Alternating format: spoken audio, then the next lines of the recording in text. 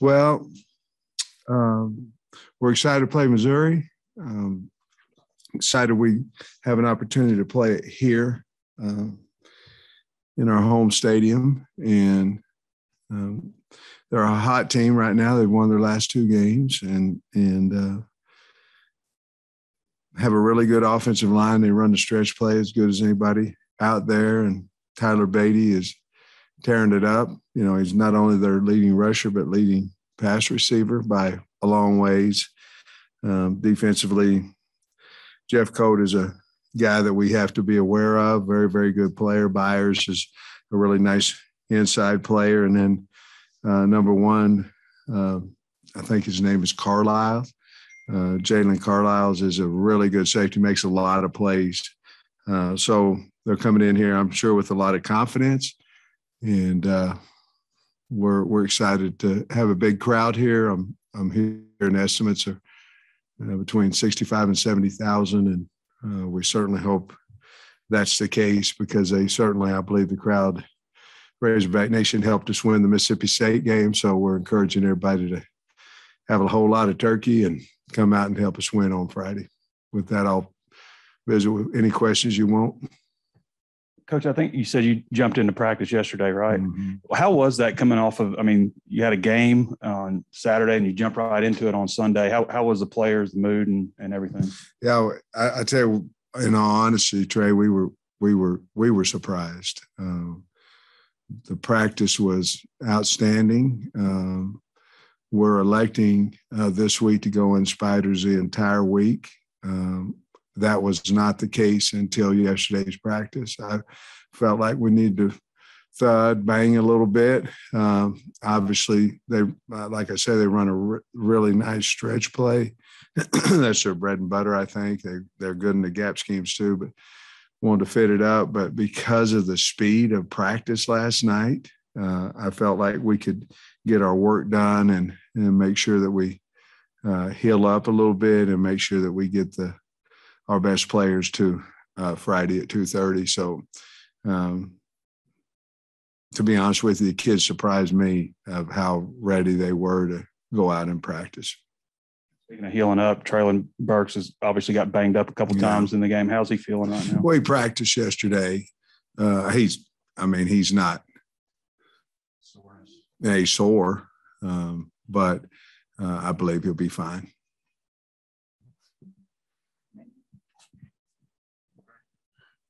Just as far as Missouri, just kind of what do you look for from them, especially Beatty, just kind of what kind of a back is he and what does he do? He's really good. He's shifty, fast, sees the field really well. He'll cut back on you. He stays on track on that stretch play they run. He stays on track until the last minute. Doesn't seem like he ever has a bad read. His offensive linemen are really good at this. They're going to turn and run. And any type of movement doesn't hurt them because they're running pretty flat as they run out there. So he's also exceptional. They use him a lot, throwing the ball to him. And he's got really good receiving ability, just a tough kid and really having a great year. Also, just what Bastler and Byers have done, I mean, does that make you in recruiting give even closer looks to Arkansas kids? Well, yeah, I probably they're good players, but I can't really speak on what happened recruiting when I wasn't here. But we don't want to let our good ones leave the state and go play for, especially a team that we would consider a rival game for us. That's what I wanted to ask you about. The nature of this is so fresh still, really. And can it become a big rivalry? Do you sense that there's more to it now with Barry on your staff and these guys and all that? Well, I think so, and obviously we have some players that, transferred here from the University of Missouri. And of course, Trey Williams came, but it wasn't, necessarily from Missouri. It was from Houston here. But that probably has heated up the rivalry a little bit.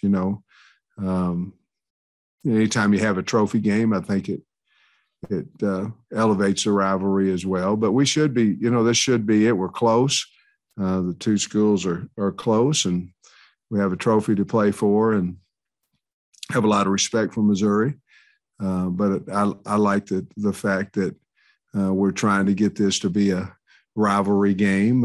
Obviously, rivalry games aren't any good if you don't have two separate winners every now and then. And it's good for the ones that winning all the time. But Missouri's beaten us several years in a row. And so it's probably a little bit more of a rival for us since we haven't been able to beat them. I wanted to follow up with this one. Could you have imagined like the immediate respect that you built with this program? And it started the first half of your first game here, and then you rise to number 8 in the polls. Could you have pictured that when you took this job, that it could have been this quick? Well, it's hard because you never really look that far ahead, but I knew I had really good coaches. I knew we were able to hire good coordinators and good position coaches and strength coaches and all those things. So I knew we had a chance there from the coaching aspect and the leadership aspect. I really didn't know a whole lot about what we had on the team. I think the biggest thing that we did is we came in and it was the guys on the team weren't Coach Bielema's or Coach Morris's kids. They were ours. And I think that was, we didn't try to run one guy off, nor did we try to keep anybody. And I think we treated them all about the same, and expectations high for all of them, regardless of whether they're a Burks, a Jefferson, a Morgan, or whoever it may be, to a walk-on guy that's helping us in the scout team because he's got a lot of value. So no, I really, to be honest, I haven't really thought about that. The season goes so fast, and you get ready for teams every week so much that there might be time, reflect, but then you go to recruiting and spring ball, and that's the greatest thing about coaching in college is that it never gets stale. I taught high school, and every now and then, I'll be honest with you, I didn't want to go into that health class, especially on weight loss section or tobacco usage. Those weren't good for me. But this keeps you fresh. How do you evaluate just generally the job that Barry Odom has done on your staff, and what can you say about him and his time here so far? Well, he's done a great job for us.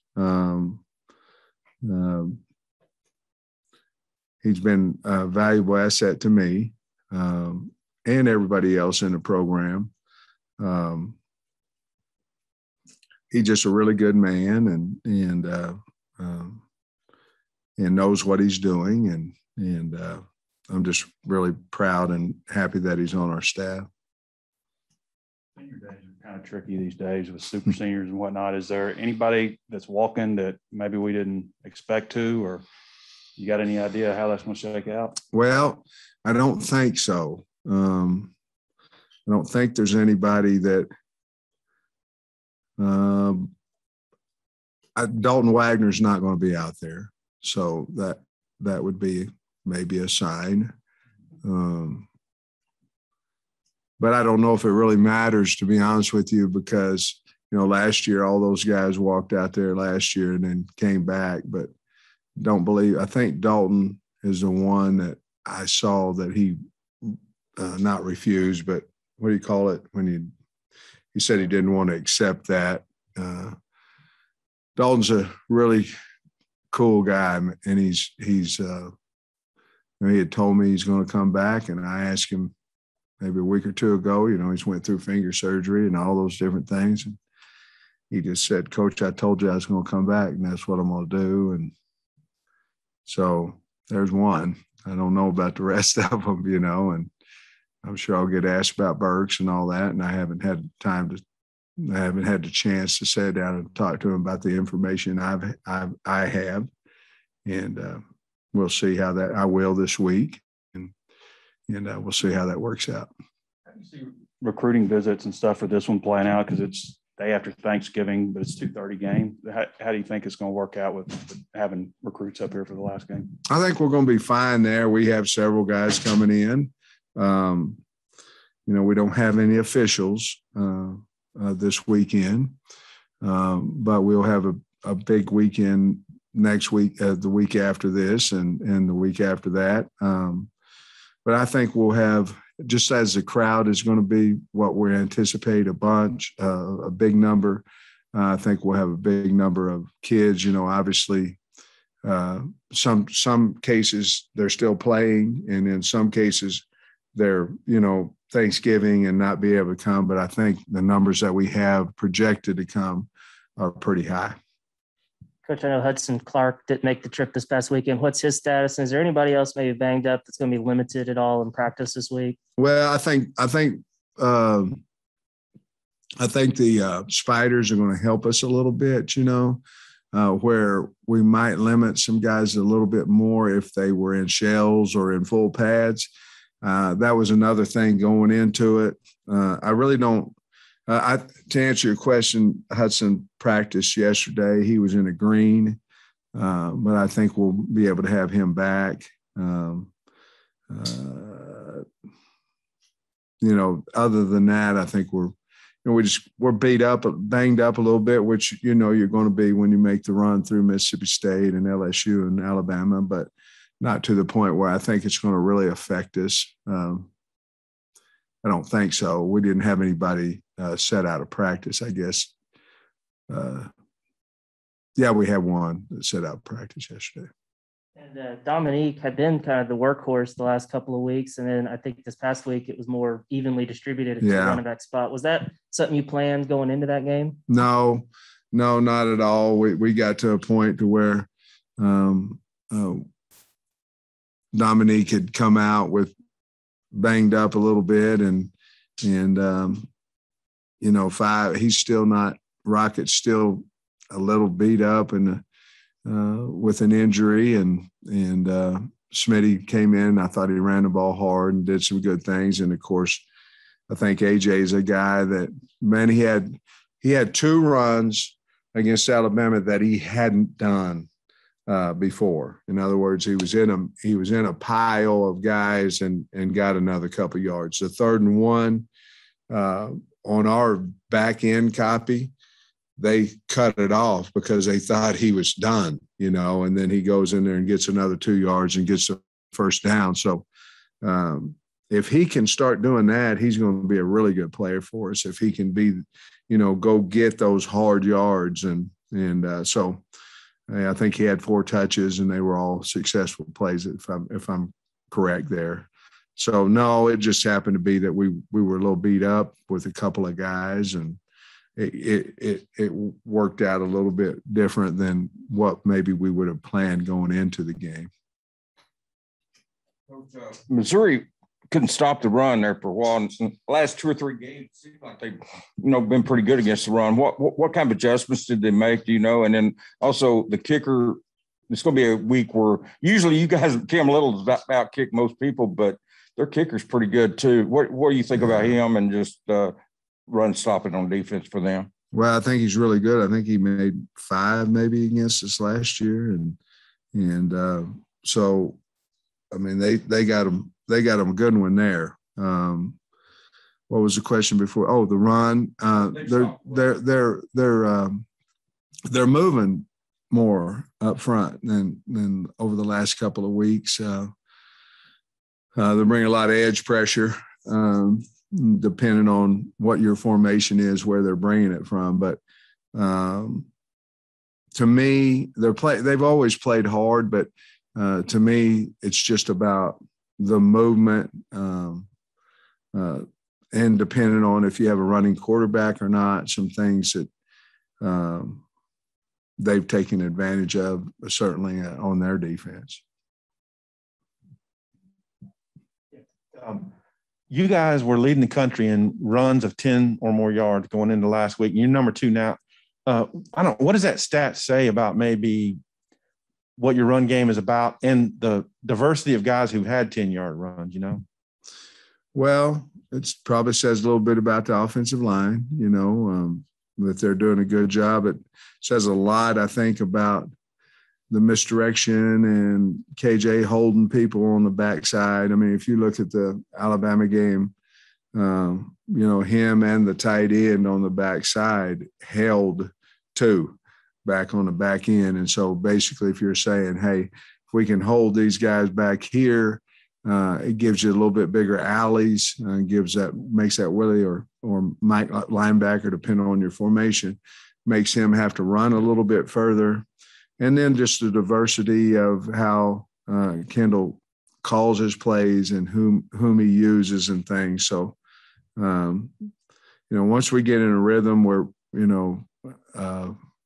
we had five drives, I think, over 75 yards. And once we get that first down, and we don't sub where they can't either, it makes it difficult on our opponents at times. You guys started off pretty strong last week. I mean, you moved the ball a little bit, probably got a little bit of confidence from that, but there was, I think, a couple missed blocks on the offensive line, and I think Ricky maybe snapped the ball early and stuff. But it seemed like from that point on, after that, everything settled down. What did you guys say to them to get that straightened out? Well, to be honest with you, start of the game, we had 3 efficient runs in a row. I think we gained 4 and then a first down, and then so it didn't feel like LSU. It felt like we're going to be able to run the ball and then obviously play action and all those things off of it. And then it wasn't the line. We had a wide receiver twice in the game. One wasn't set, and then the other one was lined up in the neutral zone pre-snap. Then Ricky obviously was very loud, and Ricky thought he heard, a clap, and he snapped it, and we gave him 3 right there, then and there. And then after that, we talked to him about, hey, look, it's another team out here. We're prepared. We're ready for this day, and just relax, and let's communicate, put their mind somewhere else in the scoreboard, and seemed to work out all right. We just kept talking about get that first down, win first down, and they were prepared, and they did a nice job with it. I guess before and after last year's game, have you had many interactions with Eli Drinkwitz? Do you guys talk or? No, not really. I mean, no. Coach, going back to this group of seniors, just in your eyes, what have they meant to the team this season and also in the overall trajectory of the program? Well, I think everything, for them to believe, to come back, we didn't do a whole lot last year. We were 3-7 but for them to believe that they could come back and they wanted, bowl opportunities and an opportunity to, be ranked and, all those type things that they never had. I found out that from Grant, I didn't know this, that, I show the trophy each time we have a trophy game, and they'd never seen it. We don't have a guy on our team that won the Battle Line, the Southwest Classic, nor the Boot. We don't have a guy until this year that's ever been in a game and we beat LSU or A&M or Missouri. And so them to come back and have a chance to win one of those trophies or beat those guys and see them able to do that is really fulfilling as a coach. And, to be honest with you, it's all about them and not about us. It's all about them, and they're the best recruiters we have when we go out and win games. And we have an opportunity to have all 3 of them. And I don't think this is bulletin board material, but we want them. And it's never been done in the history of Arkansas. And I know that history is short because, the trophies haven't been here all the time. But to have them all 3 would be a big deal for us. And we'll see if we can get them or not. Does what Bauer has done in the last 2 weeks off the fakes? I mean, does that have an effect not only as a holder but as a punter too, where teams are going to be a little goosey about what he could do? Well, when we put it in, he couldn't hit the broadside of a barn. That first day, he was throwing them over there, over here. And I said to Fountain, we were in there and Fountain said the same fakes here. And I said, well, I don't want to run the same fake. Let's run Kern at the guy he blocked last week and then run him inside and see if Bauer can throw. Well, then Bauer did.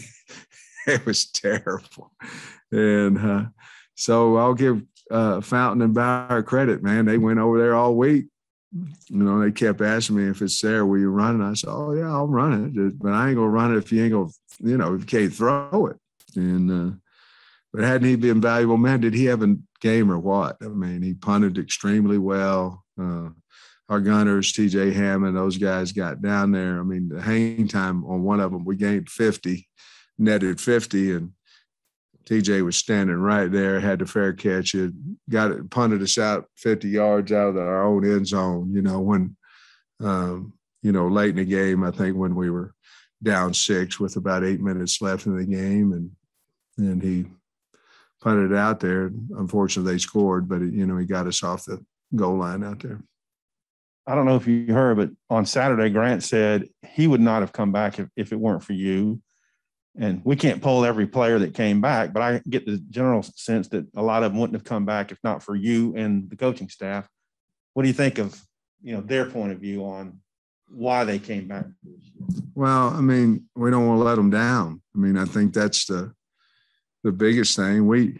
If somebody comes back, it's, usually got a lot of reasons to it, but it's usually that they like the culture or the way things are going in the building. And at that point, once they did that, not only were they investing in us, it made our investment in them even greater because we didn't want to fail them. And obviously we've lost 4 games and all those things that we don't want to do. But if we can win Saturday, we feel like, in some shape or form, we've had success for our program. And bottom line, it's very humbling that he would say that, but at the same time, it's just a higher investment for us when those kids decide to come back. When you have success in a season, it's usually not the upcoming recruiting class where that's like impacted, but the next one. So how have things been with response from the 2023 class? And do you think it's opened any doors that might not have been there before? I think so. I mean, certainly we're in the conversation with more kids that you might call higher stars or whatever you evaluate.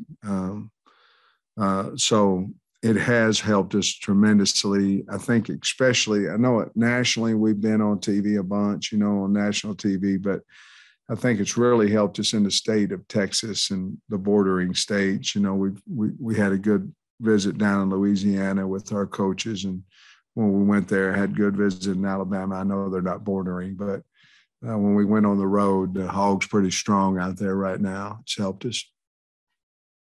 When you went back and looked at the film, is there anything you would have done differently? And if so, how can you use that for this final game before the bowl? Well, I think starting on defense, I think, we tried a lot of things, tried to man coverage and we tried to zone coverage and we tried to match cover them. We tried blitzing,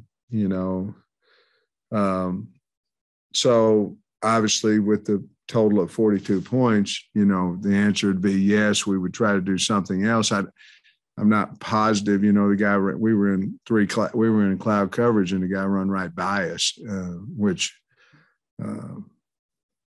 you have 3 guys deep. You had one guy right in the middle and he ran right by us. So, or not the guy, Jameson Williams ran right by us. And obviously every time you look at film, you're going, well, maybe we should adjust here. But I thought we were pretty good in the game of trying to make some adjustments. Offensively, I thought we started a little slow. not physically, but we didn't score early in the game. I think we got down 10-0, and not a whole lot. I thought it was two really good football teams out there, and I think both of us had really good game plans against the other, and we just ended up 7 short. But obviously we can block and tackle better and things of that nature. But schematically, I think we tried about everything we could on defense, and especially with we had some injuries there, and so we were down some guys a little bit. But other than that, I don't think so. People said in preseason that his standard maybe for KJ in completions was 65%. KJ's at 66. You think he's merited some talk, for next year? Best quarterback in the SEC, best quarterback in the country, one of the best? You think? Yeah, I don't know why not. I mean, he's sort of like me. They had him 14th in the league too, and he way ahead of me. I get that, but I think that's a driving. I think that's motivation for him. But if you notice the way he throws the ball right now versus what he did against Rice, I'm just talking about mechanics. Yeah. I mean, I don't want to lose him. I mean, I think I don't want to trade. Pretty good. My last question for you today is this. The kids today now say, are they giving you love? And you got a lot of national love from the press when you were 4-0 and number 8. Did you feel that? I mean, could you kind of feel and sense from the fans what was happening and what this year has been like? What I felt from our fans is when they show us, and that's, all the time. Arkansas is just so unique, and the fans are so unique. But when they start filling this place up in here, you could feel it. And, it started with the Rice game. I think we had over 65,000 or 63,000 in there, and then it went sold out. The Hog fans, the Arkansas fans everybody says that they got the best fans, this, that, and other, but I'd put them up against anybody in the country. Do you get a sense from Dominique that this game may mean a little bit more to him, considering the way his recruitment and everything went down? And is that something you kind of lean on as like motivation? I don't. I think Dominique's – I really don't. I think Dominique's just trying to play his best ball. Go ahead, Mike.